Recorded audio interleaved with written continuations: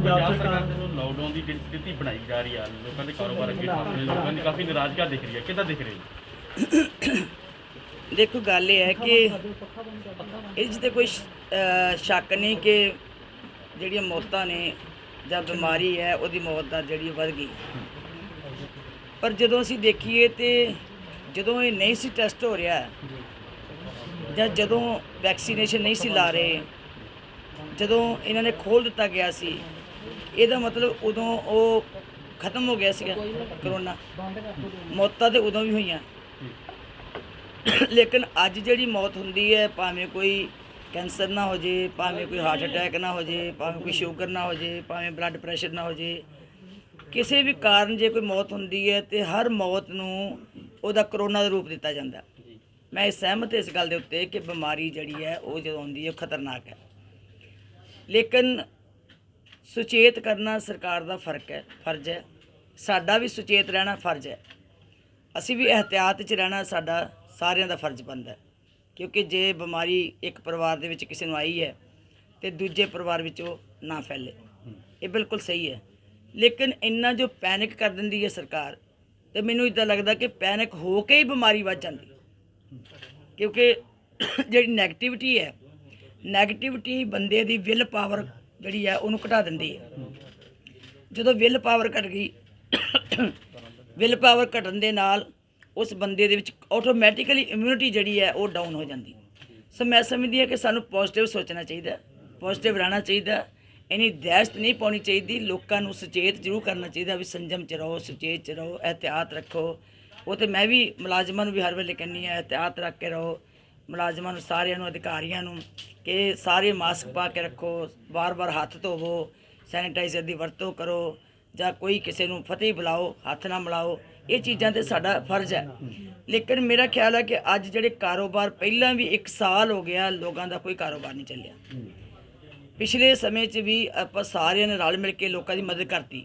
ਹੁਣ ਕਿੰਨੀ ਕੁ ਦੁਨੀਆ ਜਿਹੜੀ ਹੈ ਮੁੜ ਕੇ ਮਦਦ ਕਰ ਸਕਦੀ ਹੈ?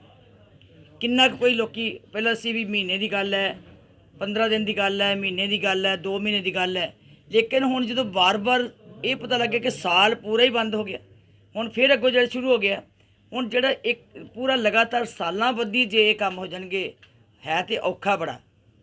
ਰੁਜ਼ਗਾਰ ਖਤਮ ਹੋ ਗਏ ਹੈ, ਰੋਟੀ ਲੋਕੀ ਆਤਰ ਹੋ ਗਏ ਹੈ, ਔਰ ਆਮਦਨ ਜਿਹੜੀ ਜਦੋਂ ਖਤਮ ਹੋ ਜਾਏਗੀ, ਲੋਕਾਂ ਦਾ ਜੀਵਨ ਦੁਰਲੱਭ ਹੋ ਜਾਏਗਾ। ਸੋ ਮੈਂ ਤੇ ਅਰਦਾਸ ਹੀ ਕਰ ਸਕਦੀ ਹਾਂ ਸੱਚੇ ਪਾਤਸ਼ਾਹ ਚਰਨਾਂ ਵਿੱਚ, ਤੇ ਸਰਕਾਰ ਨੂੰ ਬੇਨਤੀ ਕਰਦੀ ਹਾਂ ਕਿ ਇਹਨੂੰ ਸੁਚੇਤ ਕਰੋ, ਪੈਨਿਕ ਨਾ ਬਣਾਓ। ਲੋਕ ਡਰ ਜਾਣਗੇ। ਜਿਹੜਾ ਤੁਸੀਂ ਰਾਤੋਂ ਰਾਤ ਕੱਲ੍ਹ ਕਿਹਾ ਇਹਨਾਂ ਨੇ ਕਿ ਅੱਜ 8 ਵਜੇ ਤੋਂ ਹੀ ਸਾਰਾ ਜਿਹੜਾ ਬੰਦ ਹੋ ਗਿਆ, ਨਾਈਟ ਕਰਫਿਊ ਲੱਗ ਗਿਆ, ਇੱਕਦਮ ਜਿਹੜਾ ਕੋਈ ਦੂਰ ਗਿਆ ਹੋਊਗਾ ਫਟਾਫਟ ਗੱਡੀਆਂ ਭਜਾ ਕੇ ਆਇਆ ਹੋਏਗਾ, ਕੋਈ ਐਕਸੀਡੈਂਟ ਹੋ ਸਕਦਾ, ਕੋਈ ਚਿੰਤਾ ਲੱਗ ਸਕਦੀ ਹੈ। ਸੋ ਇਹ ਚੀਜ਼ਾਂ ਜਿਹੜੀਆਂ ਇਹ ਸਾਨੂੰ ਦਹਿਸ਼ਤ ਪਾਉਂਦੀਆਂ, ਦਹਿਸ਼ਤ ਨਹੀਂ ਪਾਉਣੀ ਚਾਹੀਦੀ। ਆਰਾਮ ਦੇ ਨਾਲ ਇੱਕ ਸਟੈਪ ਕਰਕੇ ਦੱਸਣਾ ਚਾਹੀਦਾ। ਇੱਕਦਮ ਸਾਰੇ ਜਦੋਂ ਹੁਕਮ ਸੁਣਾ ਦਿੰਦੇ ਆ ਵੀ ਇਹ ਸਾਰੇ ਕਾਰੋਬਾਰ ਬੰਦ, ਇਹ ਵੀ ਬੰਦ, ਇਹ ਵੀ ਬੰਦ, ਫਿਰ ਕਾਰੋਬਾਰਾਂ ਵਾਲੇ ਜਿਹੜੇ ਆ ਉਹਨਾਂ ਨੂੰ ਪਰੇਸ਼ਾਨੀ ਹੁੰਦੀ। ਬੀਬੀ ਜੀ, ਲੋਕਾਂ ਦੀ ਨਾਰਾਜ਼ਗੀ ਦਿਖ ਰਹੀ ਹੈ ਕਿ ਠੇਕੇ ਖੁੱਲੇ ਆ ਸ਼ਰਾਬ ਦੇ ਤੇ ਰਾਸ਼ਨ ਦੀਆਂ ਦੁਕਾਨਾਂ ਬੰਦ। ਪੰਜਾਬ ਸਰਕਾਰ ਇਹਦੇ ਬਾਰੇ ਕਿਉਂ ਨਹੀਂ ਸੋਚ ਰਹੀ? ਦੇਖੋ, ਇਹੀ ਤਾਂ ਤਕਲੀਫ ਵੀ ਇਹਨਾਂ ਗੱਲਾਂ ਦੀ ਹੁੰਦੀ ਹੈ ਵੀ ਜਿਹੜੀ ਚੀਜ਼ ਤੋਂ ਬਿਨਾਂ ਸਰ ਸਕਦਾ ਉਹ ਬੰਦ ਕਰਦੇ ਆ, ਕਿਉਂਕਿ ਉਹ ਸਰਕਾਰ ਦੀ ਉੱਥੋਂ ਆਮਦਨ ਆਉਣੀ ਹੈ। ਅਤੇ ਖਾਸ ਕਰਕੇ ਜਿਹੜੇ ਇਹਨਾਂ ਦੇ ਦੂਜੇ ਹੁੰਦੇ ਆ ਮੰਤਰੀ ਵਗੈਰਾ, ਉਹ 2 ਨੰਬਰ ਦੀ ਸ਼ਰਾਬ ਵੀ ਲੈ ਕੇ ਉੱਥੇ ਵੇਚਦੇ ਆ। ਸੋ ਜਿਹੜੀਆਂ ਚੀਜ਼ਾਂ ਦਾ ਲੋਕਾਂ ਨੂੰ ਨੁਕਸਾਨ ਹੁੰਦਾ, ਉਹ ਆਪਾਂ ਦੇਖੀਏ। ਜਿਹੜਾ ਲੋਕਾਂ ਦਾ ਕੋਈ ਫਾਇਦਾ ਹੁੰਦਾ, ਉਸ ਚੀਜ਼ ਨੂੰ ਆਪਾਂ ਨੂੰ ਨਾ ਹੀ ਬੰਦ ਕਰਨਾ ਚਾਹੀਦਾ। ਸੋ ਇਹ ਸਰਕਾਰ ਨੇ ਸੋਚਣਾ ਜੀ। ਸਰਕਾਰ ਨੂੰ ਮੈਂ ਤਾਂ ਇੱਕੋ ਹੀ ਕਹਿੰਦੀ ਹਾਂ ਕਿ ਲੋਕਾਂ ਨੂੰ ਥੋੜ੍ਹਾ ਜਿਹਾ ਸੁਚੇਤ ਕਰਕੇ ਉਹਨਾਂ ਦੇ ਕਾਰੋਬਾਰ ਵੀ ਨਾ ਬੰਦ ਹੋਣ, ਉਹਨਾਂ ਦੀਆਂ ਡਿਸਟੈਂਸ ਵੀ ਬਣਾ ਕੇ ਰੱਖਣ, ਉਹਨਾਂ ਨੂੰ ਸੰਜਮ ਵਿੱਚ ਵੀ ਰਹਿਣ ਵਾਸਤੇ ਕਹਿਣ। ਅਤੇ ਲੋਕ ਆਪ ਹੀ, ਮੇਰੀ ਬੇਨਤੀ ਹੈ ਸਾਰਿਆਂ ਨੂੰ ਕਿ ਉਹ ਆਪਣੇ ਆਪ ਹੀ ਇਸ ਗੱਲ ਦੇ ਉੱਤੇ ਹਤਾਹਤ ਵਰਤੋ। ਇਹ ਵੀ ਕਰੋਨਾ ਕਾਲ ਕਰਕੇ ਧਾਰਮਿਕ ਜਗ੍ਹਾ ਦੇ ਉੱਤੇ ਕੋਈ ਕੀਤਾ ਜਾਵੇਗਾ ਜੀ? ਦੇਖੋ, ਗੁਰੂ ਘਰ ਤੇ ਨਾ ਅੱਗੇ ਬੰਦ ਹੋਏ ਸੀ ਤੇ ਨਾ ਹੁਣ ਬੰਦ ਹੋਣੇ। ਜਿਹਦੀ ਆਸਥਾ ਜੁੜੀ ਹੈ ਉਹਨੇ ਅਕਸਰ ਆਉਣਾ ਹੀ ਹੈ ਗੁਰੂ ਘਰ 'ਚ। ਅਤੇ ਨਾ ਹੀ ਅਜੇ ਤੱਕ ਇਹ ਕਿਹਾ ਗਿਆ ਕਿ ਧਾਰਮਿਕ ਸਥਾਨ ਬੰਦ ਕੀਤੇ ਜਾਣ, ਇਹ ਕੋਈ ਨਾ ਨਹੀਂ ਕਿਹਾ ਸਾਨੂੰ। ਇਹ ਠੀਕ ਹੈ ਕਿ ਸੰਗਤ ਵਿੱਚ ਦਹਿਸ਼ਤ ਪੈ ਜਾਂਦੀ ਹੈ, ਉਹ ਘੱਟ ਆਉਣ ਲੱਗ ਪੈਂਦੇ ਹੈ। ਸੰਗਤ ਸੋਚਦੀ ਹੈ ਕਿ ਜਾਵਾਂਗੇ तो ज़्यादा रश होएगा।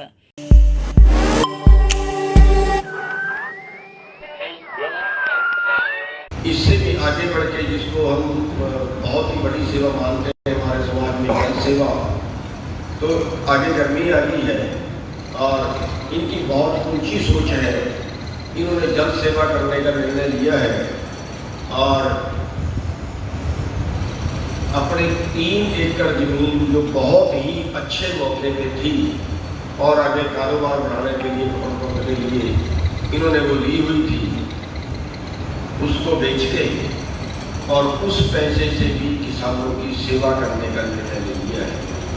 और आज आप देख रहे हैं पीछे कैंपर रखे हैं, 11,000 कैंपर इन्होंने खरीदा है गर्मियों के लिए। जो 5 धरने चल रहे हैं, 5 दिल्ली के रोड जहाँ पे किसान बैठे हुए हैं, वो 5 जगह पे ये पानी सप्लाई करेंगे। 5 जगह पे कैंपर सप्लाई करेंगे, उनमें पानी सप्लाई करेंगे। 11 प्लांट इन्होंने पानी शुद्ध करने वाले और ठंडा करने वाले ठेके पे ले लिए हैं और अपना भी प्लांट लगा रहे हैं, जिससे सारे आंदोलनकारी किसानों को पानी सप्लाई करेंगे, ठंडे पानी की सप्लाई करेंगे।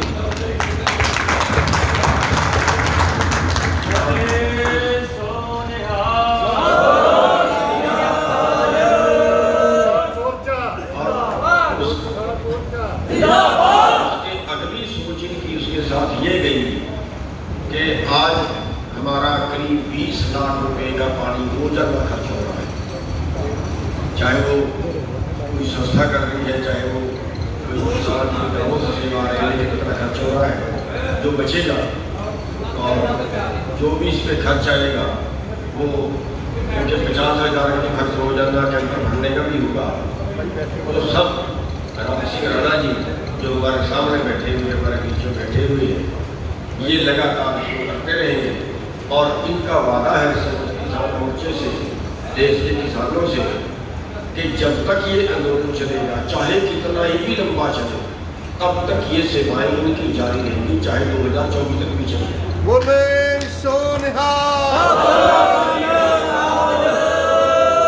इन्होंने ये कहा है कि आंदोलन समाप्त होने के 1 हफ्ते बाद तक भी कोई भूला बिखरा किसान आएगा तो 1 हफ्ते बाद तक भी ये सेवाएं जारी रहेंगी। तो अति आभारी हैं इनके, अति धन्यवादी हैं इनके। और एक बात और जो इन्होंने बहुत अच्छी, जो इनके मन में विचार आया, बहुत अच्छा सुझाव है। अभी हमारे जहाँ लंगर चल रहे हैं या अपने अपने लोग बना रहे हैं, वहाँ पे कहीं पे आटा फालतू हो जाता है और फिर वो खराब हो जाता है, और कहीं पे आटा समाप्त हो जाता है, वो मोल लेना पड़ता है। अभी इनकी तरफ से और बहुत अच्छा सुझाव ये आया है कि ये यहाँ पे अपनी चक्की, अपना सिस्टम लगा रहे हैं, बड़ा प्लाट लगा रहे हैं, आटा पीसने का प्लाट। जो भाई भी गाँवों से गेहूँ की सेवा करनी चाहते हैं, गेहूँ का सीजन, मैं तो करके ये कहूँगा, जो भाई तो सभी भाई करें, चाहे कोई 1 किलो गेहूँ की सेवा करे, सभी भाई अपने अपने गांव में गेहूँ इकट्ठी करते हैं। यहाँ पे इनके पास गोदाम लगाने के लिए है और वो गोदाम से आटा गोदाम में लगा के तो आटा पीस के 25-25 किलो की थैली बनाएंगे और वो पानी के साथ उसकी भी वो जगह सप्लाई करेंगे। जिस भी लंगर में या जिस भी जो धरने में कई अपने लंगर बना रहे हैं, जिसको भी जितना जरूरत होगी वो ले लिया करेगा। एक तो आटा ताजा जाएगा, तो वेस्टेज बचेगी, खराब नहीं होगा, और दूसरा मोल ले लेना पड़ेगा 2 फायदे से। तो हमारी सारे भाइयों से अपील है कि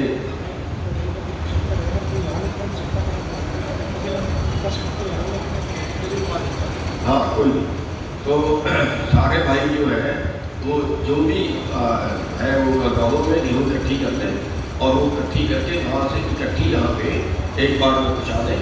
तो क्षेत्र के पास भी क्या जो उमरी है, पिपड़ी है, पिपड़ी से 4-5 किलोमीटर दिल्ली की तरफ आके बीच का होटल है गोल्डन हाट के नाम से, जो वहाँ के नज़दीक है, वहाँ भी पहुँचा सकते हैं। वहाँ से ट्राली में और जो आती है हमारे ट्रालियों पर रख के आ जाएंगे। तो आज ट्रालियाँ तो आई नहीं, सब यही जा सकती है, वहाँ रखने की जरूरत नहीं है, ट्रालियाँ तो आई नहीं है। तो ये भाई सेवा करते हैं। और एक मैं थोड़ी सी बेनती और करना चाहूँगा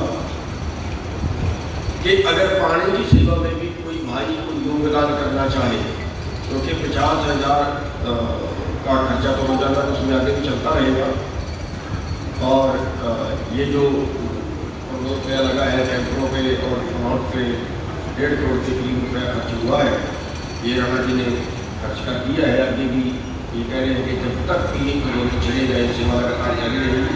लेकिन मैं थोड़ा सा विनती और साथ में ये करना चाहूँगा कि अगर कोई भाई पानी की सेवा में योगदान डालना चाहे तो पीछे नंबर लिखे हैं और मैं आपको बता भी देता हूँ 98 96 70 37 98 96 70 37 98। इस पे पेटीएम भी है, इस नंबर पे सेवा कर सकता है। और जिस भाई को पानी मंगाना हो, किसी का मुक जाए, वो इस नंबर पे सेवा कर सकता है। ये 1 तारीख तक की सेवा चालू होगी। और एक अपील इसके साथ साथ ये है कि जिन भाइयों ने अपने कैंपर ले लिए हैं, बहुत से जो टेंट लगे हुए हैं उनमें बहुत से किसानों ने ले लिए और खरीद भी सकते हैं, क्योंकि हमारे टेंटों की संख्या ही 50,000 की करीब है और ले भी सकते हैं अपने। और जिस भाई ने ले लिया है वो इनका कैंपर ना ले, क्योंकि वो दूसरे के हिस्से में आ जाए। और अच्छा हो कि और कैंपर में जितने कोई लेना चाहे वो अपने भी ले सकते हैं कैंपर, क्योंकि ज़्यादा से ज़्यादा पानी हमारे पास गर्मियों में वैसे भी उपलब्ध रहना चाहिए। क्योंकि अभी जो सीजन है हमने देखा है कि 2-3 जगह पे आग का बड़ी प्रॉब्लम आई है, तो हर झोपड़ी में पानी होना चाहिए। कैंपर वालों में भी काम आ सकता है। तो मैं तो ये कहूँगा कि 2-3 कैंपर हर झोपड़ी में होना चाहिए। अपना अपना रूम में रख सकते हैं आप लोग और रहते ही आए तो रोजाना पानी पूरा दिन के टैंकर चलेंगे। पानी में जो टैंकर है ठंडे पानी में रहेगा, उस टैंकरों से वहीं पे मौके पे जाते हैं जहाँ पे आपका धंधा चला हुआ है, वहीं पे जाके ये रोजाना पानी भरा है। तो ये सेवा हाँ नहीं आटे का कट्टा तो दूसरा सोचा उसका पहले उसके लिए तो हम अलग से करें। तो हमारे कहने का मतलब ये है कि पानी की जो है वो उतरे जाने की जरूरत नहीं है। 1 तारीख के बाद जो भाई पानी की सेवा कर रहे हैं, बोतलों की सेवा कर रहे हैं, वो उसकी जरूरत नहीं है। और उसकी जगह वो बाकी सामान जो यहाँ की जरूरतें हैं वो जा सकते हैं, लेकिन पानी की जरूरत उसके बाद नहीं है। और जो गेहूँ है हमने कहा है वो अपने हर गाँव से रखें और यहाँ पे उसका प्रचार हो जाएगा। उससे काफ़ी का वेस्टेज भी नहीं होगा, उससे सबको उपलब्ध भी हो जाएगा। तो ये हमारी बेनतियाँ थी और हम पूरे किसान मोर्चे की तरफ से दोबारा से राणा जी का धन्यवाद भी करते हैं। और जो राणा बरादरी है, कम्युनिटी है, ये राजपूत हम राणा बोल देते हैं, कई जगह पर राजपूत बोल देते हैं। एक बहादुर कौम मानी गई है, जवान की धनी मानी गई है। और पूरी राजपूत बरादरी का जो राम सिंह राणा जी हैं, इन्होंने नाम ऊंचा किया है, सिर ऊंचा किया है पूरी बरादरी का। और हम पूरी राजपूत बरादरी से बेनती करेंगे सिख किसान मोर्चा की तरफ से कि वो सभी इस आंदोलन में बढ़ चढ़ के भाग लें। जहाँ जहाँ भी कोई बैठा है पूरे देश के अंदर, हरियाणा में काफ़ी संख्या है राजपूतों की, तो पूरी राजपूत बरादरी जो राम सिंह राणा जी का जो ये कदम उठा रहे हैं, इनसे सीख लेते हुए या अनुसरण करते हुए पूरी बरादरी इस आंदोलन में बढ़ चढ़ के भाग ले। हम एक बार फिर अपनी तरफ से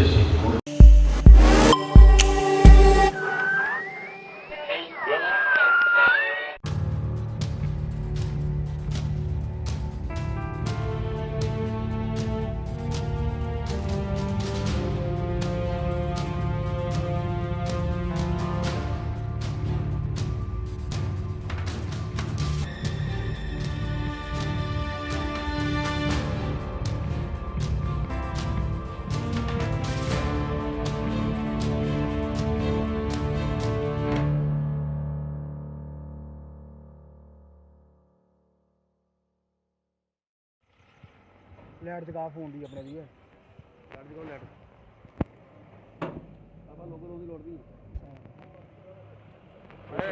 ਲਓ ਸਰ ਜੈ ਹਿੰਦ ਖਬਰੀ ਬਾਅਦ ਵਿੱਚ ਦੱਸਾਂਗੇ ਠੀਕ ਹੈ ਅਫਸਰ ਅਸੀਂ ਤੁਹਾਨੂੰ ਪ੍ਰੈਸ ਨੋਟ ਦੇ ਰਹੇ ਹਾਂ ਠੀਕ ਹੈ ਪ੍ਰੈਸ ਨੋਟ ਦੇਵਾਂਗੇ ਤੁਹਾਨੂੰ ਸਰ ਹੁਣ ਗੌੜ ਕਰ ਕੀ ਮਿਲਿਆ ਅੰਦਰ ਤੁਹਾਨੂੰ ਸਰ ਇੱਥੇ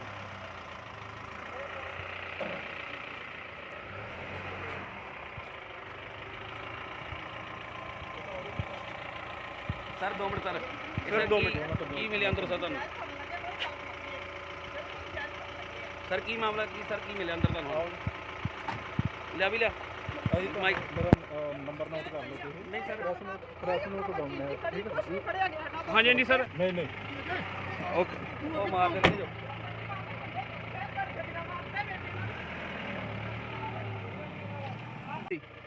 ਇੱਕ ਕਿਲੋ 10 ਗ੍ਰਾਮ ਤੋਂ ਇਲਾਵਾ 10 ਗ੍ਰਾਮ ਹੋ ਰਹੀ ਹੈ ਠੀਕ ਹੈ ਇਹ ਐਸਟੀਐਸ ਦੀ ਓਕੇ ਉਹ ਮਾਰ ਦੇ ਜੋ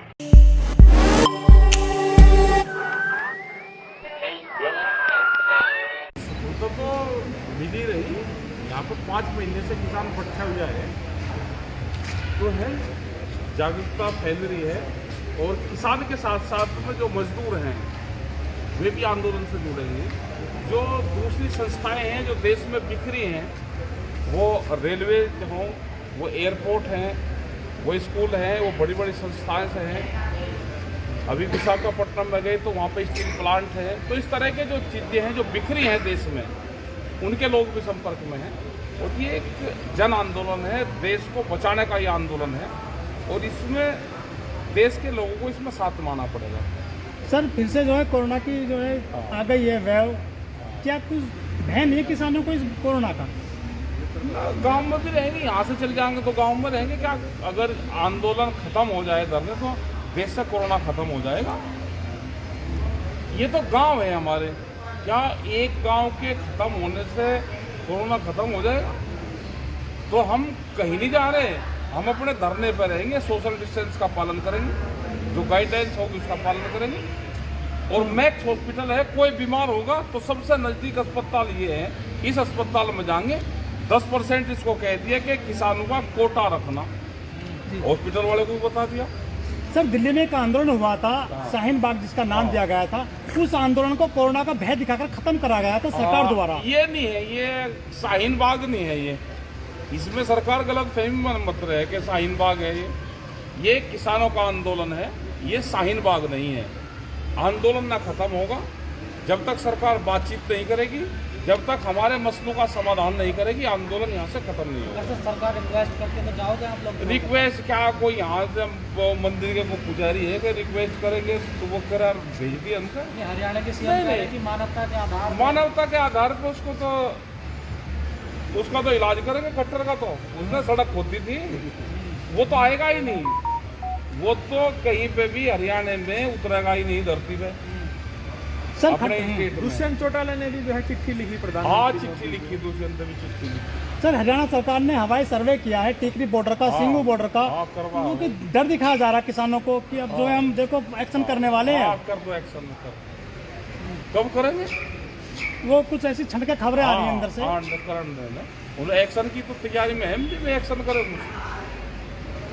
एक भी बीजेपी का नेता देश के गांव में नहीं घुस सकता ये एक्शन यहाँ पे करेंगे और जो संघ के बैठे ना जो गांव में बैठे उनका जनता इलाज करेगी फिर। बंगाल में तो चुनाव रैली कर रहे हैं हाँ चुनाव रैली बंगाल में चुनाव रैली कोरोना से इनका संबंध है आपसी कुछ नेता बड़ी बड़ी रैली कर रहे हैं वहाँ पे कोरोना नहीं है किसान यहाँ शांति से बैठा है इसे कोरोना बता रहे हम अपना आंदोलन नहीं खत्म करेंगे जब तक कुंभ का मेले का समापन हो सकता तो किसान आंदोलन क्यों नहीं होने का भाई इसमें नहीं होने का कुंभ का कुंभ में भी बड़ी बड़ी भीड़ हो रही कहीं करोड़ आदमी जा रहा है कुंभ में भी। राहुल गांधी ने अपनी रैलियां कैंसिल कर दी। हाँ कर दी होगी भाई हमने भी रैली हमने भी कैंसिल कर दी। ये तो एक गांव है आंदोलन स्थल एक गांव है क्या गांव को खाली करवा के और कोरोना खत्म हो जाएगा तो इससे हमारा गांव है कॉलोनी है इसमें रह रहे हैं जिम्मेदार सरकार रहेगी या ये अस्पताल वाला रहेगा जो यहाँ मैक्स हॉस्पिटल वाला।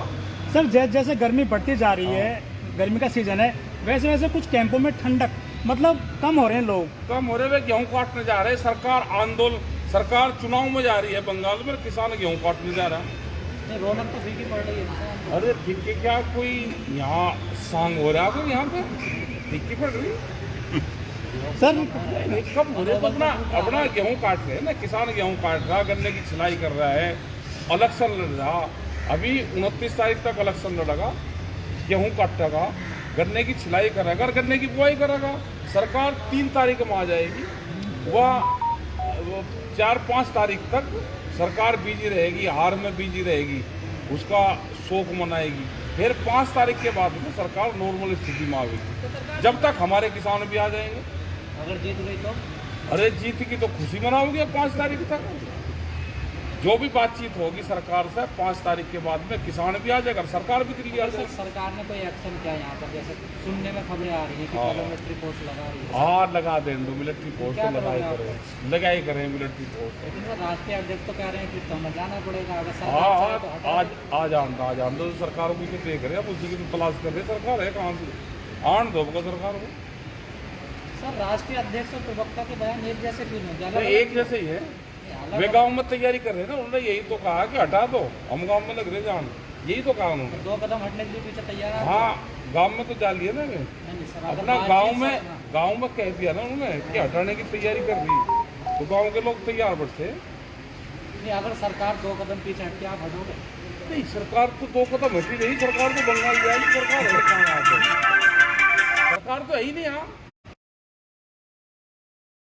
पूरी तरीके से कोरोना को नकार रहे थे, लेकिन अभी तस्वीर बदल रही है, सभी के चेहरे पे मास्क लगा रहे हैं। आपने खुद कोविड वैक्सीन लिया है, लगवा दिया। तो कहीं ना कहीं ये डर है कि कहीं अगर कानून का पालन नहीं किया जाएगा, नियमों का पालन नहीं किया जाएगा तो सरकार नहीं, नियम का पालन करे या कोरोना का करे? कोरोना के नियम। हाँ, तो उसका कर रहे सब लोग कर। आपने तो डबल मास्क लगा रखा, लेकिन कुछ किसान बिल्कुल मना कर रहे हैं लगाने। और लगा देंगे, उनके भी लगाएंगे। सर हम बुजुर्ग किसानों से बात कर रहे हैं अब इस कोरोना महामारी में, वो कह रहे हैं हमें तो होगा ही नहीं कोरोना। हाँ ठीक है भाई, अगर होगा किसी के तो मैक्स अस्पताल है, इनको बता दिया बेड खाली रखना, या तो इनका वैक्सीन और दवाई का ध्यान रखें। अगर यहाँ पे कुछ होगा तो अस्पताल में जाएगा और फ्री ये इलाज करेगा। सर आपने वैक्सीन की पहले अपील करी थी काफ़ी दिन पहले, क्या अभी वैक्सीन कुछ किसानों को लगी? लग रही, कुछ किसान लगवा रहे, कुछ ने जो गाँव में है अपने शहरों में गए तो वहाँ नहीं, बॉर्डर के लिए कुछ यहाँ पे कहा तो था DM को कि लगवाओ, यहाँ पे कहा है सर। और कुछ सब लोग हैं, ये भी अपनी बात बताएंगे। आंदोलन हमारा है, आंदोलन शांतिपूर्ण तरीके से चल रहा है, सब लोग हैं। तो सर कोई बातचीत आगे बढ़ रही है सरकार में? अभी तो नहीं, अभी तो चुनाव आचार संहिता लग रही है ना, अभी तो चुनाव आचार संहिता लग रही है, तो बातचीत तो अभी होने के लिए, क्योंकि रिटायर हो गया चुनाव आयोग जो था, रिटायर हो गया दिखे। हाँ, उसको राज्यसभा या उसे कई राज्यपाल बनाएंगे, अब क्योंकि उससे काम दे लिया, अब उसको गिफ्ट में देना तो पड़ेगा ना किसी को। सर दिल्ली में लॉकडाउन है, अगर यूपी में लग जाता है, लग जाएगा लॉकडाउन, क्या दिक्कत है? लॉकडाउन तो लग जाएगा और ठीक रहेगा कि अपना जो लोग हैं यही रेस्ट करेंगे, अपना आराम करेंगे, ठीक है लॉकडाउन। सर जैसे दिल्ली में लॉकडाउन शुरू हो गया है, जो किसान है संगठन हैं अपने यहाँ पर गाजीपुर से काफ़ी मतलब खाना बांट रहे हैं, आनंद विहार बस आनंद विहार जा रहे हैं।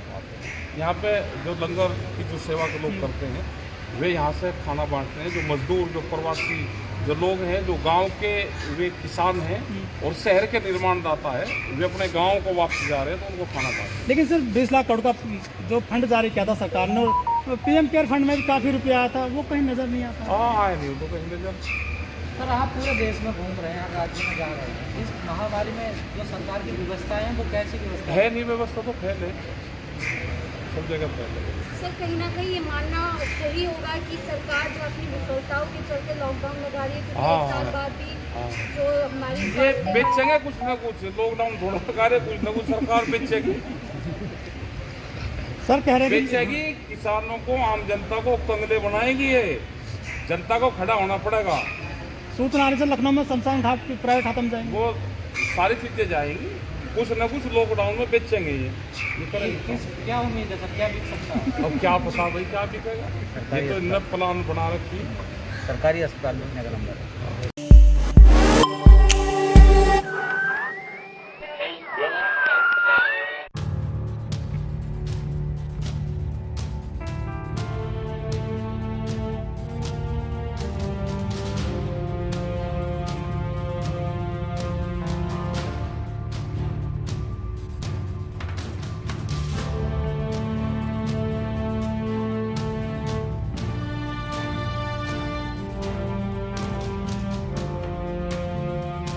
ਸੂਬੇ ਭਰ ਵਿੱਚ ਕਿਸਾਨ ਮੰਡੀਆਂ ਵਿੱਚ ਰੁਲਣ ਨੂੰ ਮਜਬੂਰ ਹਨ ਕਿਉਂਕਿ ਲਿਫਟਿੰਗ ਅਤੇ ਬਾਰਦਾਨੇ ਦੀ ਘਾਟ ਦੇ ਕਾਰਨ ਕਿਸਾਨ ਮੰਡੀਆਂ ਵਿੱਚ ਖੱਜਲ ਖੁਆਰ ਹੋ ਰਹੇ ਹਨ। ਜੇਕਰ ਗੱਲ ਏਸ਼ੀਆ ਦੇ ਦੂਜੇ ਨੰਬਰ ਤੇ ਜਾਣੀ ਜਾਂਦੀ ਨਾਭਾ ਦੀ ਅਨਾਜ ਮੰਡੀ ਦੀ ਕੀਤੀ ਜਾਵੇ ਤਾਂ ਮੰਡੀ ਦੇ ਵਿੱਚ ਲਿਫਟਿੰਗ ਨਾ ਹੋਣ ਕਾਰਨ ਮੰਡੀਆਂ ਦੇ ਵਿੱਚ ਕਣਕ ਦੇ ਅੰਬਾਰ ਲੱਗੇ ਸ਼ੁਰੂ ਹੋ ਗਏ ਹਨ ਅਤੇ 10 ਲੱਖ ਦੇ ਕਰੀਬ ਕਣਕ ਦੀਆਂ ਬੋਰੀਆਂ ਖੁੱਲੇ ਆਸਮਾਨ ਹੇਠ ਡੁੱਲ ਰਹੀਆਂ ਨੇ। ਮੌਸਮ ਦੇ ਖਰਾਬ ਹੋਣ ਦੇ ਚੱਲਦਿਆਂ ਕਣਕ ਖਰਾਬ ਹੋਣ ਦੇ ਕਿਨਾਰੇ ਹੈ। ਇਸ ਮੌਕੇ ਕਿਸਾਨਾਂ ਨੇ ਕਿਹਾ ਕਿ ਮੰਡੀ ਦੇ ਵਿੱਚ ਲਿਫਟਿੰਗ ਨਾ ਹੋਣ ਕਾਰਨ ਸਾਨੂੰ ਪਰੇਸ਼ਾਨੀਆਂ ਦਾ ਸਾਹਮਣਾ ਕਰਨਾ ਪੈ ਰਿਹਾ ਹੈ। ਸਾਡੀ ਪੁੱਤਾਂ ਵਾਂਗ ਪਾਲੀ ਫਸਲ ਮੰਡੀਆਂ ਦੇ ਵਿੱਚ ਰੁਲ ਰਹੀ ਹੈ। ਜੇਕਰ ਮੰਡੀਆਂ ਦੇ ਵਿੱਚ ਲਿਫਟਿੰਗ ਹੋਵੇਗੀ ਤਾਂ ਹੀ ਅਸੀਂ ਆਪਣੀ ਹੋਰ ਫਸਲ ਮੰਡੀ ਵਿੱਚ ਲੈ ਕੇ ਆਵਾਂਗੇ ਅਤੇ ਸਰਕਾਰ ਦੇ ਦਾਅਵੇ ਬਿਲਕੁਲ ਫੇਲ ਸਾਬਤ ਹੋ ਰਹੇ ਨੇ।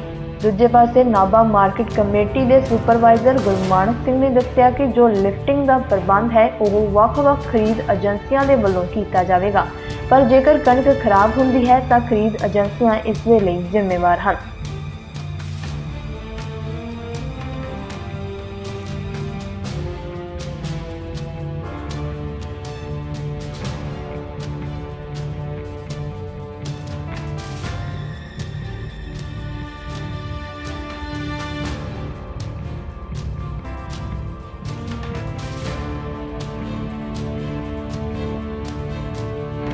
ਹੋ ਗਿਆ ਜੀ, ਆ ਪੁੱਤਾਂ ਵਾਂਗ ਪਾਲੀ ਹੋਈ ਭਿੱਜ ਰਹੀ ਹੈ ਜੀ।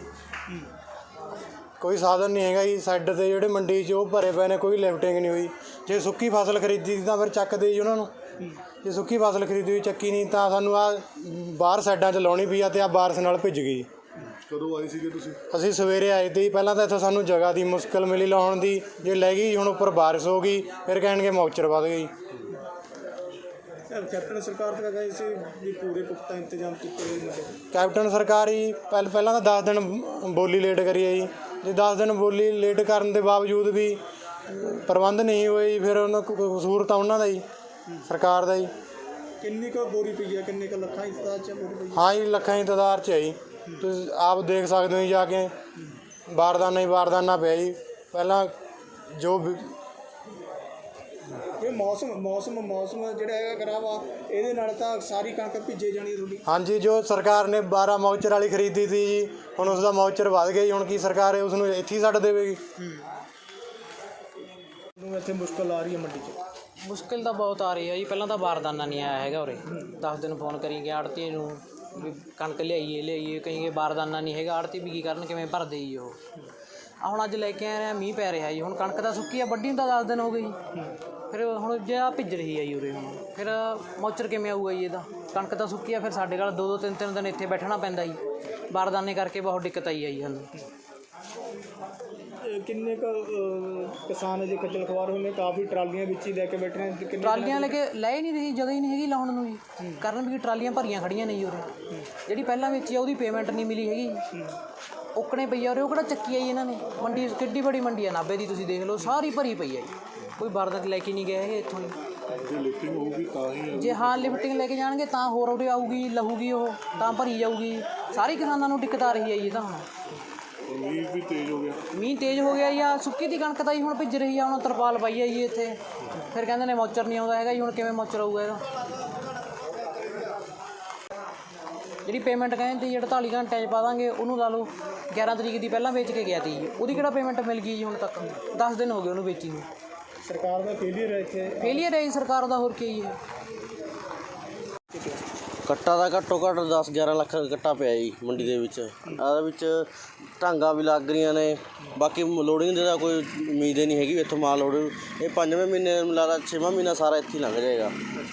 ਇਸ ਕੀ ਮਜ਼ਦੂਰਾਂ ਦਾ ਬੁਰਾ ਹਾਲ ਹੈ ਕਿਉਂਕਿ ਪਿੱਛੋਂ ਨਾ ਤਾਂ ਪੰਜਾਬ ਆਪਣਾ ਬਿਹਾਰ ਤੋਂ ਆਉਂਦੇ ਸੀ, ਯੂਪੀ ਤੋਂ ਲੇਬਰਾਂ ਆਉਂਦੀ ਦੀਆਂ। ਹੁਣ ਕੋਈ ਲੇਬਰ ਨਹੀਂ ਆ ਰਹੀ। ਕਿਸੇ ਲਵੇ 2 ਬੰਦੇ ਨੇ, ਕਿਸੇ ਲਵੇ 4 ਨੇ। ਇਹ ਭੱਜ ਦੌੜ ਸਾਨੂੰ ਬਹੁਤ ਕਰਨੀ ਪੈ ਰਹੀ ਹੈ। ਕਦੇ ਤਰਪਾਲਾਂ ਉੱਤਰ ਜਾਂਦੀਆਂ, ਹਨੇਰੀ ਨਾਲ ਕਦੇ ਕੁਛ ਹੋ ਜਾਂਦਾ ਹੈਗਾ।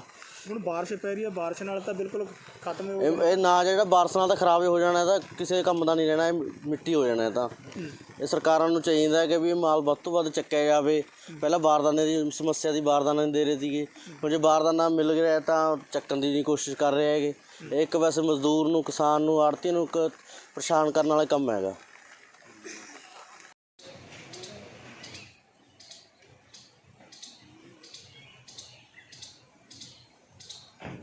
ਕਿਉਂ ਨਹੀਂ ਹੋ ਰਹੀ?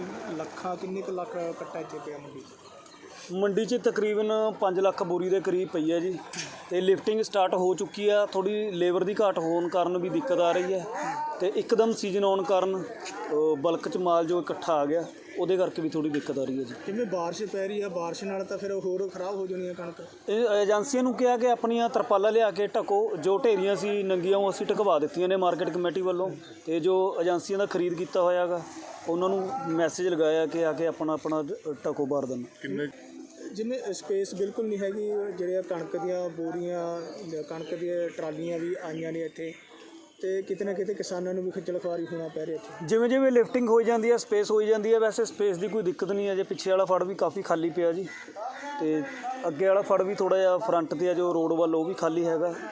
ਇਹਦੀ ਮਾਲ ਅਨਲੋਡਿੰਗ ਦੀ ਕੋਈ ਦਿੱਕਤ ਨਹੀਂ ਹੈਗੀ ਜੀ। ਕਿਵੇਂ ਕਣਕ ਜਿਹੜੀ ਭਿੱਜੀ ਹੈ ਉਹ ਕਿਹਦੇ ਖਾਤੇ ਪਊਗੀ ਫਿਰ? ਇਹ ਤਾਂ ਏਜੰਸੀਆਂ ਦੀ ਜ਼ਿੰਮੇਵਾਰੀ ਬਣਦੀ ਹੈ ਜੀ ਕਿ ਟਾਈਮ 'ਤੇ ਚੁਕਵਾਉਣ, ਇਹਨੂੰ ਲਿਫਟ ਕਰਵਾਉਣ। ਕਿਤੇ ਨਾ ਕਿਤੇ ਕਾਫੀ ਖਰਾਬ ਹੋ ਜਾਣੀ ਹੈ, ਕਿਉਂ ਤੇਜ਼ ਬਾਰਿਸ਼ ਇੱਕ ਵਾਰੀ ਸ਼ੁਰੂ ਹੋ ਗਈ, ਦੁਬਾਰਾ ਫੇਰ ਸਰ ਨੇ ਅੱਜ ਮੌਸਮ ਵਿਭਾਗ ਨੇ ਵੀ ਚੇਤਾਵਨੀ ਦਿੱਤੀ। ਨਹੀਂ, ਏਜੰਸੀਆਂ ਨੂੰ ਸਖਤ ਮੈਸੇਜ ਲਗਾਇਆ ਗਿਆ ਕਿ ਜਲਦੀ ਤੋਂ ਜਲਦੀ ਆਪਣਾ ਬਾਰਦਾਨਾ ਢਕਵਾਇਆ ਜਾਵੇ। ਇਹਦੇ ਨਾਲ ਕਿੰਨੀ ਕੁ ਖਰਾਬ ਹੋ ਸਕਦੀ ਹੈ ਕਣਕ ਜੇ ਬਾਰਿਸ਼ ਹੋਰ ਤੇਜ਼ ਆਉਂਦੀ ਹੈ? ਫਿਲਹਾਲ ਇਹ ਤਾਂ ਤੁਸੀਂ ਥੋੜ੍ਹਾ ਏਜੰਸੀ ਵਾਲਿਆਂ ਨੂੰ ਜੇ ਕਰੋ।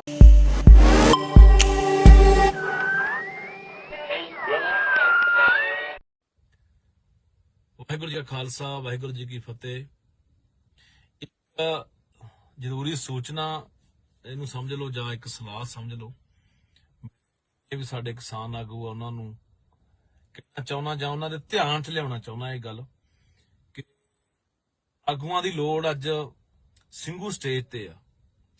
ਮੋਰਚੇ ਦੇ ਵਿੱਚ ਜਿਹੜੀ ਮੈਂ ਲੋਕਾਂ ਨੂੰ ਮਿਲ ਕੇ ਆਇਆ, ਦੇ ਵਿੱਚ ਇੱਕ ਗੱਲ ਆਮ ਤੌਰ ਤੇ ਜਿਹੜੀ ਦੇਖੀ ਆ ਉਹ ਇਹ ਆ ਕਿ ਉਹ ਕਹਿ ਰਿਹਾ ਕਿ ਕਈ ਦਿਨ ਹੋ ਗਏ ਜਿਹੜੇ ਆਗੂ ਨੇ ਉਹ ਸਟੇਜ ਤੇ ਨਹੀਂ ਦਿਖੇ ਕਿਤੇ। ਸੋ ਪੰਜਾਬ ਦੇ ਵਿੱਚ ਜਾਣ ਦੀ ਬਜਾਏ, ਪੰਜਾਬ ਦੇ ਵਿੱਚ ਰੈਲੀਆਂ ਕਰਨ ਦੀ ਬਜਾਏ ਬੈਠੇ ਹੋਏ ਲੋਕ ਨੇ ਟਰਾਲੀਆਂ ਦੇ ਵਿੱਚ, ਤੰਬੂਆਂ ਦੇ ਵਿੱਚ ਬੇਸਬਰੀ ਨਾਲ ਉਡੀਕ ਕਰਦੇ ਨੇ, ਤੁਹਾਡੀਆਂ ਗੱਲਾਂ ਬਾਤਾਂ ਸੁਣਨਾ ਚਾਹੁੰਦੇ ਨੇ। ਸੋ ਇਸ ਕਰਕੇ ਮੈਂ ਤੁਹਾਨੂੰ ਗੁਜ਼ਾਰਿਸ਼ ਕਰਦਾ ਕਿ ਪੰਜਾਬ ਨੂੰ ਛੱਡ ਕੇ ਸਿੰਘੂ ਮੋਰਚੇ ਦੇ ਉੱਤੇ ਜ਼ਰੂਰ ਪਹੁੰਚੋ। ਇਹਨਾਂ ਸਮਝ ਲਓ ਵੀ ਪਤਾ ਨਹੀਂ ਮੱਥਾਂ ਦੇਣ ਲੱਗ ਗਿਆ। ਇਹ ਗੱਲ ਨਹੀਂ, ਜੋ ਇੱਥੋਂ ਦੇ ਮੌਜੂਦਾ ਹਾਲਾਤ ਨੇ ਮੈਂ ਉਹਦੇ ਹਿਸਾਬ ਨਾਲ ਤੁਹਾਨੂੰ ਦੱਸ ਰਿਹਾ, ਕਿਉਂਕਿ ਮੈਂ ਤਾਂ ਖੁੱਲ੍ਹੇਆਮ ਘੁੰਮ ਫਿਰ ਨਹੀਂ ਸਕਦਾ, ਇਹ ਤੁਹਾਨੂੰ ਵੀ ਪਤਾ। ਤੁਸੀਂ ਫਿਰ ਸਕਦੇ ਹੋ, ਘੁੰਮ ਫਿਰ ਸਕਦੇ ਹੋ। ਸੋ ਜਿਹੜੀ ਇੱਥੋਂ ਦੀ ਅਸਲ ਸੱਚਾਈ ਹੈ ਉਹ ਤੁਹਾਡੇ ਮੈਂ ਧਿਆਨ 'ਚ ਲਿਆਂਦੀ ਹੈ ਕਿ ਇੱਥੇ ਲੋਕਾਂ 'ਚ ਬਹੁਤ ਜ਼ਿਆਦਾ ਨਿਰਾਸ਼ਤਾ ਫੈਲ ਰਹੀ ਆ ਕਿ ਕੋਈ ਆਗੂ ਦਿਖ ਨਹੀਂ ਰਿਹਾ। ਆਗੂ ਪੰਜਾਬ ਫਿਰਦੇ ਨੇ, 10 ਦਿਨ ਹੋ ਗਏ।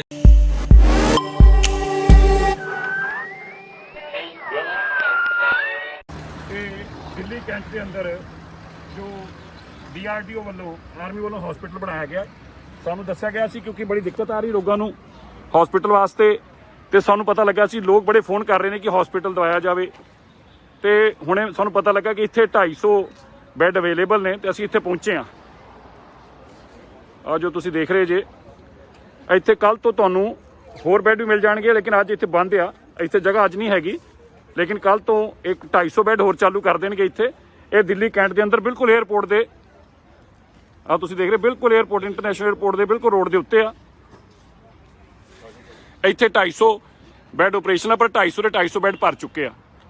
ਲੇਕਿਨ ਇਹ ਪਰਸੋਂ ਤੋਂ ਬੈੱਡ ਹੋਰ ਜਿਨ੍ਹਾਂ ਲੋਕਾਂ ਨੂੰ ਜ਼ਰੂਰਤ ਆ, ਅਸੀਂ ਤੁਹਾਨੂੰ ਦੱਸਣਾ ਚਾਹੁੰਦੇ ਹਾਂ ਕਿ ਤੁਸੀਂ ਇੱਥੇ ਆ ਕੇ, ਇਹ ਸਰਦਾਰ ਵੱਲਭ ਭਾਈ ਪਟੇਲ ਕੋਵਿਡ ਹਸਪੀਟਲ ਆ, ਇੱਥੇ ਤੁਹਾਨੂੰ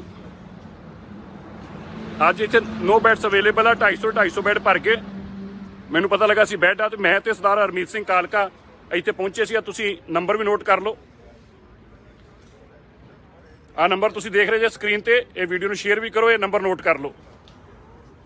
ਔਰ ਕੱਲ ਤੋਂ ਇਹ ਕਹਿ ਰਹੇ ਬੈੱਡ ਤਿਆਰ ਹੋ ਕੇ ਪਰਸੋਂ ਤੋਂ ਬੈੱਡ ਮਿਲਣਾ ਇੱਥੇ ਸ਼ੁਰੂ ਹੋ ਜਾਣਗੇ।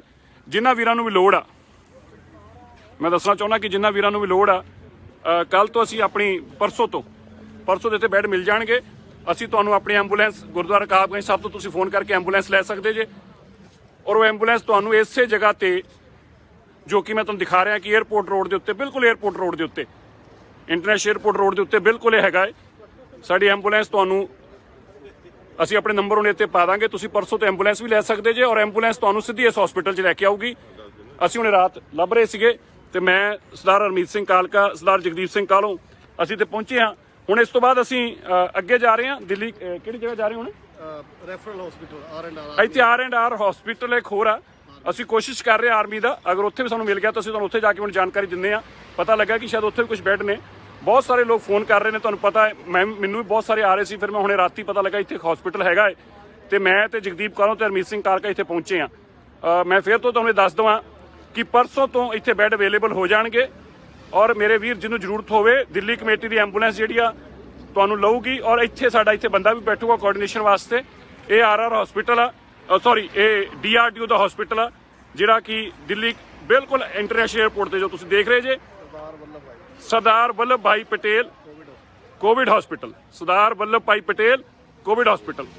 ਇਹ ਤੁਸੀਂ ਦੇਖ ਲਓ ਬਿਲਕੁਲ ਇੰਟਰਨੈਸ਼ਨਲ 에ਅਰਪੋਰਟ ਵਾਲੀ ਰੋਡ ਦੇ ਉੱਤੇ ਆ ਤੁਸੀਂ ਦੇਖ ਰਹੇ ਜੇ। ਮੈਂ ਨੰਬਰ ਦਿਖਾਤੇ, ਫਿਰ ਮੈਂ ਨੰਬਰ ਤੁਹਾਨੂੰ ਇੱਕ ਵਾਰ ਦੁਬਾਰਾ ਦਿਖਾ ਦਿੰਦਾ। ਆ ਨੰਬਰ ਨੋਟ ਕਰ ਲਓ ਸਾਰੇ ਤੁਸੀਂ ਖੁਦ ਵੀ ਇੱਥੇ ਗੱਲ ਕਰ ਸਕਦੇ ਜੇ। ਇਹ ਸਾਰੇ ਨੰਬਰ ਇੱਥੋਂ ਦੇ ਆ ਪਲੀਜ਼ ਨੋਟ ਕਰ ਲਓ। ਅੱਜ ਇੱਥੇ ਆ ਰਿਹਾ ਨੋ ਬੈਡਸ ਅਵੇਲੇਬਲ, ਲੇਕਿਨ ਅਸੀਂ ਹੁਣ ਇਹਨਾਂ ਨਾਲ ਗੱਲ ਕਰ ਲਈ ਇੱਥੇ। ਇਹ ਕਹਿ ਰਹੇ ਨੇ ਕਿ ਕੱਲ ਤੱਕ 250 ਬੈੱਡ ਹੋਰ ਤਿਆਰ ਹੋ ਜਾਣਗੇ ਔਰ ਪਰਸੋਂ ਤੋਂ ਉਹ 250 ਬੈੱਡ ਜਿਹੜੇ ਆ ਸੰਗਤ ਨੂੰ ਅਵੇਲੇਬਲ ਹੋ ਜਾਣਗੇ।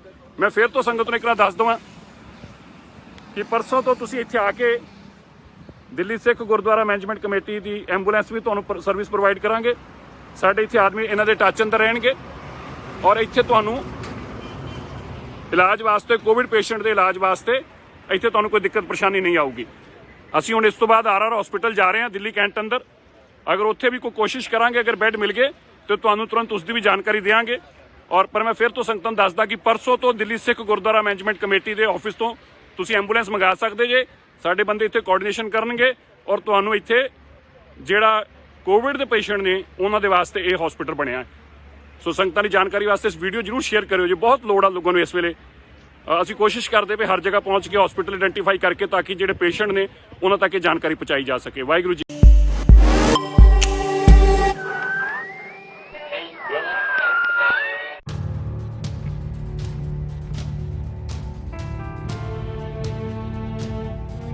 ਵਿਧਾਨ ਸਭਾ ਹਲਕਾ ਖੇਮਕਰਨ ਅਧੀਨ ਪੈਂਦੀ ਪੁਲਿਸ ਚੌਂਕੀ ਕਰਿਆਲਾ ਨੇ ਟੀ ਪੁਆਇੰਟ ਠੱਠਾ ਮੋੜ ਤੇ ਨਾਕਾਬੰਦੀ ਕਰਕੇ ਮਾਸਕ ਨਾ ਪਾਉਣ ਵਾਲਿਆਂ ਦੇ ਚਲਾਨ ਕੱਟੇ ਅਤੇ ਗਰੀਬਾਂ ਨੂੰ ਮਾਸਕ ਵੰਡੇ।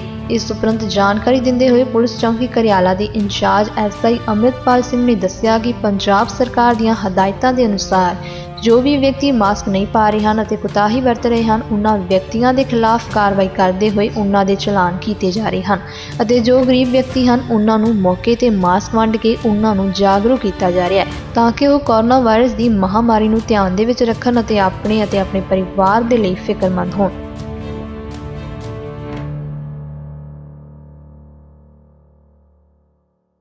ਆਪਣਾ ਜੀ sub inspector Amitpal Singh incharge ਚੌਂਕੀ ਕਰਿਆਲਾ ਜੀ। ਸਰ ਜਿਹੜਾ ਤੁਸੀਂ ਚਲਾਨ ਕੱਢ ਲਏ ਕਿਸ ਕਾਰਨ ਨੂੰ ਲੈ ਕੇ ਕੱਢ ਰਹੇ ਹੋ ਜੀ? ਜੋ ਕੋਵਿਡ-19 ਦੇ ਰਿਗਾਰਡਿੰਗ ਜੋ ਸੀਨੀਅਰ ਅਫਸਰਾਂ ਦੀਆਂ ਜਾਂ ਪੰਜਾਬ ਸਰਕਾਰ ਦੀਆਂ ਹਦਾਇਤਾਂ ਆ ਰਹੀਆਂ ਨੇ ਕਿ ਜਿਹੜੇ ਕਿ ਲੋਕਾਂ ਨੂੰ ਵੱਧ ਤੋਂ ਪ੍ਰੇਰਿਤ ਕੀਤਾ ਜਾਵੇ ਕਿ ਮਾਸਕ ਲਗਾਉਣ ਲਈ ਪ੍ਰੇਰਿਤ ਕੀਤਾ ਜਾਵੇ, ਉਹਦੇ ਰਿਗਾਰਡਿੰਗ ਇੱਥੇ ਜਿਹੜਾ ਕਿ ਨਾਕਾ ਸਪੈਸ਼ਲ ਨਾਕਾ ਲਾਇਆ ਗਿਆ। ਇਹ ਜਿਹੜੇ ਗਰੀਬ ਜਿਹੜੇ ਲੋੜਵੰਦ ਲੋਕਾਂ ਨੂੰ ਮਾਸਕ ਵੰਡੇ ਜਾ ਰਹੇ ਨੇ ਤੇ ਜਿਹੜੇ ਅਣਗਹਿਲੀ ਕਰਨ ਮਾਸਕ ਤੋਂ ਕੁਤਾਹੀ ਕਰਨ ਵਾਲਿਆਂ ਦੇ ਖਿਲਾਫ ਜਿਹੜੇ ਕਿ ਚਲਾਨ ਕੀਤੇ ਜਾ ਰਹੇ। ਸਰ ਜਿਸ ਤਰ੍ਹਾਂ ਕਰੋਨਾ ਮਹਾਮਾਰੀ ਚੱਲ ਰਹੀ ਹੈ, ਲੋਕਾਂ ਨੂੰ ਕਿਸ ਤਰ੍ਹਾਂ ਦੇ ਸੁਝਾਅ ਤੁਹਾਡੇ ਵੱਲੋਂ ਦਿੱਤੇ ਜਾ ਰਹੇ ਨੇ? ਲੋਕਾਂ ਨੂੰ ਸੁਝਾਅ ਤਾਂ ਵੀ ਵੱਧ ਤੋਂ ਵੱਧ ਜਿੰਨਾ ਹੋ ਸਕੇ ਆਪਣੇ ਘਰ ਰਹਿਣ, ਬਿਨਾਂ ਵਜ੍ਹਾ ਕੋਈ ਬੰਦਾ ਘਰ ਤੋਂ ਬਾਹਰ ਨਾ ਆਓ ਤੇ ਜਦੋਂ ਘਰ ਤੋਂ ਬਾਹਰ ਆਉਣ ਦਾ ਮਾਸਕ ਲਗਾ ਕੇ ਤੇ ਪ੍ਰੋਪਰ ਆਪਣੇ ਹੱਥ ਸੈਨੀਟਾਈਜ਼ ਕਰਕੇ, ਜੇ ਵੱਧ ਤੋਂ ਜੇ ਸੈਨੀਟਾਈਜ਼ਰ ਨਹੀਂ ਹੈਗਾ ਤਾਂ ਸਾਬਣ ਦੇ ਨਾਲ ਘੱਟੋ ਘੱਟ 2 ਮਿੰਟ ਆਪਣੇ ਹੱਥ ਬਕਾਇਦਾ ਧੋ ਕੇ ਤੇ ਇਹਦੇ ਜਿਹੜੇ ਜੋ ਵੀ ਕੋਵਿਡ ਦੇ ਵਾਲੀਆਂ ਉਹਦਾ ਹਦਾਇਤਾਂ ਆਪਣੇ ਪੰਜਾਬ ਸਰਕਾਰ ਵੱਲੋਂ ਜਾਰੀ ਕੀਤੀ ਗਈਆਂ ਉਹਨਾਂ ਇਹਨਾਂ ਦੀ ਪਾਲਣਾ ਕੀਤੀ ਜਾਵੇ। ਸਤਿ ਸ਼੍ਰੀ ਅਕਾਲ। ਪਲੀਜ਼ ਸਾਡੇ ਚੈਨਲ ਸਾਂਝਾ ਪੰਜਾਬ ਨੂੰ ਲਾਈਕ ਤੇ ਸਬਸਕ੍ਰਾਈਬ ਕਰੋ YouTube ਤੇ।